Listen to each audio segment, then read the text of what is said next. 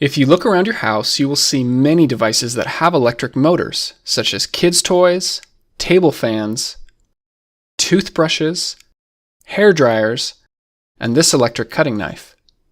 But how does the electric motor work? You turn it on and somehow it starts rotating. Why is that? In this video, we'll cover the basics of electricity and magnets, and then put it all together to understand how the motor works.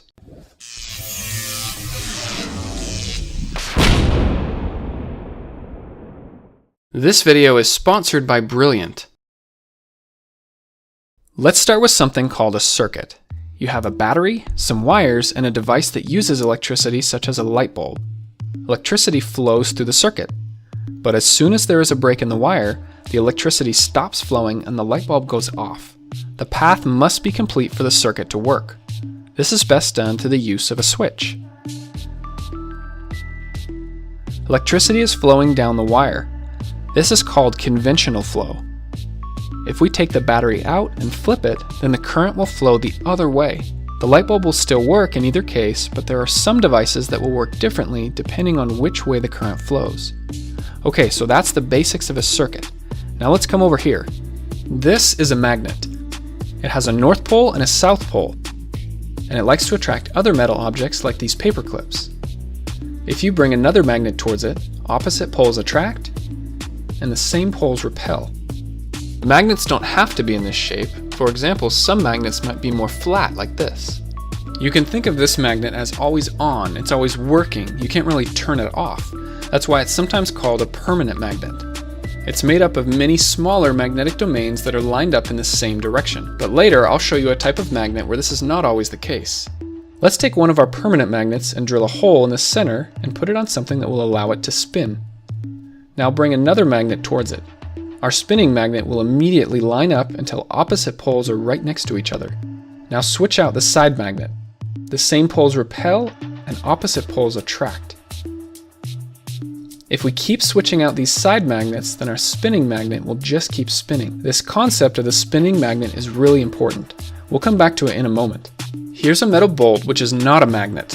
It's made up of magnetic domains, but they are pointing in random directions. Now let's take a wire, wrap it around several times, and then create a circuit. The current through the wires forces the magnetic domains to line up.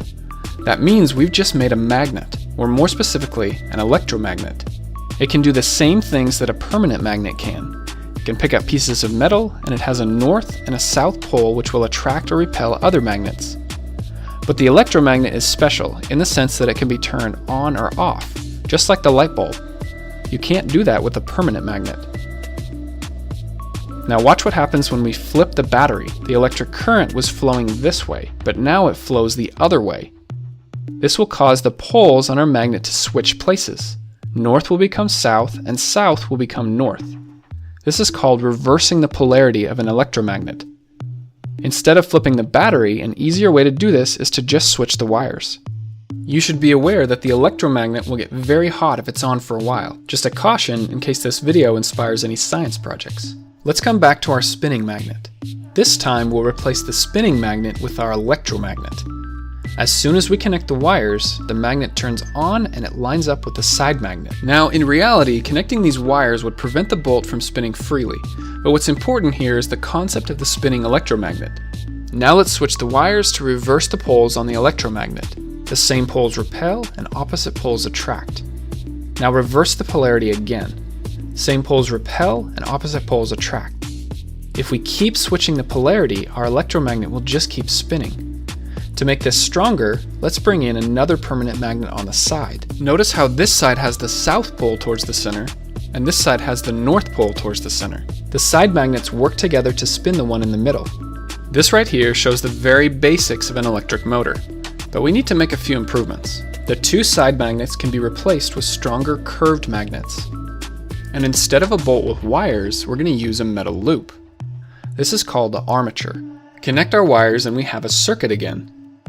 This time you can think of the electromagnet as flat like this with the south pole pointing up.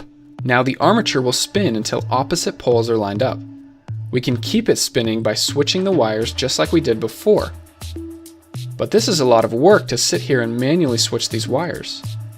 we need to add something to the armature called a commutator. It's a ring with gaps on the opposite sides. The commutator will spin along with the armature. Now we connect the circuit with 2 brushes on the side. These brushes will slide along as the commutator spins, and they are spring-loaded so that they always maintain contact. The current flows from the wire through the brush, the commutator ring, the armature loop, and back through the other side. Now we have our electromagnet and the armature spins. As we come around this time, the brushes will switch contact to the other side of the commutator ring. Remember, there's 2 brushes, so this is happening on both sides. Before the switch, the current in the armature is flowing this way. After the brushes switch sides, current will flow the other way. This means the electromagnet switches polarity, which will cause the armature to keep spinning.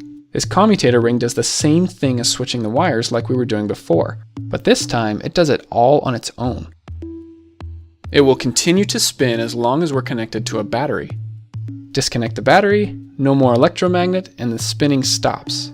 Now so far we've only used 1 loop on the armature.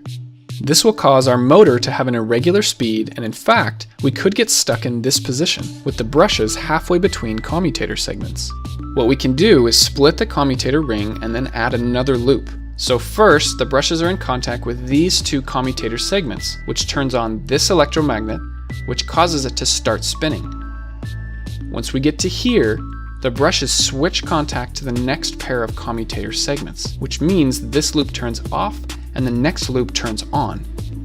Now this electromagnet wants to spin. The brushes switch contact and the next loop turns on. This keeps happening as our motor spins. It's almost like the loops will take turns being an electromagnet. Some electric motors will add many loops to the armature. This ensures that there will be a continuous spinning motion on the motor. This spinning force on the armature is called a torque. Stronger torque means a faster spin. There are some things we can do to improve the torque of the motor. Electromagnets are stronger when there are more wires. This is true when we wrap more wires around the metal bolt, and it's also true when each of our armature loops are made of many wires. The motor will have stronger electromagnets, which means it will spin faster. If you look at some pictures of real electric motors, you can see lots of wires wrapped around. And yes, this is the same reason. More wires wrapped around means stronger electromagnets. Another way to make this stronger is to use more electricity. Let's learn a few more terms here. The part that doesn't move is called the stator. In this case, it's the 2 permanent magnets on the side. These fit inside the edges of the motor case. The armature in the middle is also called a rotor. Remember, this is the part that spins. The axle goes through the middle here and then sticks out the back of the motor. What I've shown you in this video is called a DC motor. If you have a device that moves and is powered by a battery, there's a good chance there's a DC motor in it. Other types of electric motors will work a little differently than what I've shown here. No matter the type of motor, most of them will produce some type of spinning motion. Once it's spinning, we can use this to make different devices move. In this case, a kid's toy. Or even a fan that cools your room. The spinning of the motor can be converted to other types of movement, such as the side-to-side motion that we see in this fan. Or how about this electric cutting knife?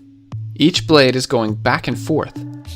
It all starts with the spinning of the motor to turn a gear, which then pushes these 2 pieces back and forth. So hopefully this video has made a few light bulbs go off in your brain. If you like learning new things, head on over to Brilliant. This is a problem-solving website and app that focuses specifically on math and science. The idea here is that you learn by doing. Pick a topic, it starts with the basics, but gradually it gets more complex as you go. For me, I've enjoyed how you can see these concepts visually, like the area of a circle. You get to see why the equation works. The best way to learn is to do it yourself. Master the concepts by solving fun and interactive problems. And look at that, they've even got a course on electricity and magnetism. You can learn more about the concepts you've seen in this video. Brilliant is great for anybody that is curious and likes to learn new things, whether you're a student learning it for the first time or a professional who wants to keep their skills sharp. Sign up for free by going to brilliant.org/JaredOwen. The first 200 people will also get 20% off their annual premium membership.